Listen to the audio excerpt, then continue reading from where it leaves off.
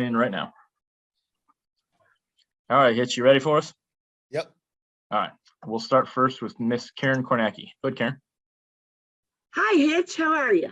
I'm doing good. How you doing? I'm doing great. Hey, first of all, can you talk a little bit about their quarterback, Drew Lock? Do you see any difference in him now that he's back with the reins after, kind of having to take a back seat, but now coming back? Is he different than what you've studied with him before? Yeah, I mean, he's growing as a player, just like most of the guys do in this league. The longer you in, the better you can play and read stuff. But deep down, he's still aggressive. He loves the deep ball and things like that. So, I mean, yeah, it's similar. A lot of same when he was the year ago or so. But I think he improved just learning the game, as a whole. Let's go next to Adam Teicher. Go ahead, Adam. Hey, Anthony. Just wanted to ask you, it seems like there were some issues with defensively against Cincinnati, like in terms of missed tackles, penalties, those kinds of things that you hadn't seen from the Chiefs in big numbers recently. Just wondering, what was it about that game? Just a bad day? Was something about Cincinnati? Was it something happened in week of preparation? Anything you can point to for maybe why those things popped up again in such big numbers? Yeah, I think it's a combination of a lot of things. Obviously, we got to give our credit to Cincinnati, and they have great players over there that made some good plays. But, for us as a defense, we need to tackle better and then eliminate the self-wounded penalties and things like that. So penalties are part of the game. We just couldn't overcome them last week. So, but for us, we're really focusing on our tackling, and I'm hitting yards. I don't know how many hitting yards they had after missed tackles, and I know that led to field goals and touchdowns. So for us, we need to tackle better.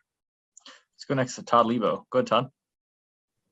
Hey, Hitch, when you guys were getting down near the end of the game against the Bengals, you start looking up and you see the clock and where it is and the kind of the situation in the field. Did it start getting in your head anywhere that it might be time to let them score to get the ball back to your offense, or do you have time to think about those things when you're out there on the field? Yeah. Actually, right before they took a knee, we was going to let them score. We call it freeway. So we was trying to stop them, obviously, and then once they got the penalty and got a first and from the one, we was going to freeway and let them score and try to give the ball back to our offense and pat. But they did the smart thing and just nailed it out and then end up kicking the field goal. But yeah, at first you always want to go and trying to stop it. Then when the situation is right, Spags let me know in the headsets that we were just going to freeway it, but they end up taking a knee and kicking the field goal. So it really didn't come into play. We'll go next to Mick and then finish with Matt Derrick. Go ahead, Mick. Just piggybacking off Todd's question there, Anthony, how chaotic is it? It was crazy watching it as a player in the middle of it. How chaotic is it trying to pay attention to down and distance and position and the clock and what a field goal would mean at that moment and what a touchdown would mean and all that? Is it tough to kind of to wrap your arms around all those factors in the final minute of the game? Yeah, to be honest, maybe a couple of years ago it'd have been chaos and stuff, but I done seen a lot of football and a lot of different situations and scenarios. So I mean, I'm pretty even kill. To be honest, it's not as fast as you think when you're actually out there. It's more chaotic when you're from a distance watching it. But, I mean, I think we all handled that pretty well. If you just look at the guys, we fought all the way to the end. Obviously, there's a lot of things we got to clean up. But, I mean, that situation, those stops we was making is, just shows you what type of guys we have on this team.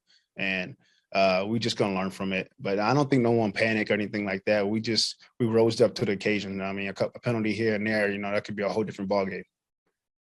Let's go last to Matt Derrick. Go ahead, Matt. Hey, Hitch, I know you're going to play wherever they tell you to play and when they ask you to play.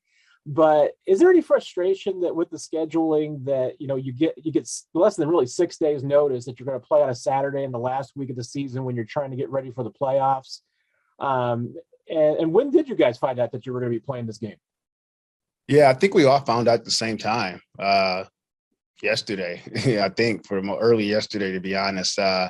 Yeah, and to be honest, when we lost, I'm kind of glad we could get back at it real quick and we can get rid of that loss and turn the page.